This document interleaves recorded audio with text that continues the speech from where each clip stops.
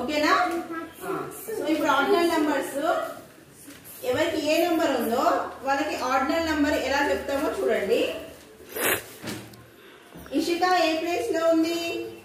Ishika number ఎంత బేటా? 1. అంటే you are in first place. Okay. Next Ritika నీ నంబర్ ఏంటి బేటా? 2. అంటే నువ్వు సెకండ్ ప్లేస్ లో ఉన్నావు. ఓకేనా? నెక్స్ట్ సాయి కీర్తన నీ నంబర్ ఎంత బేటా?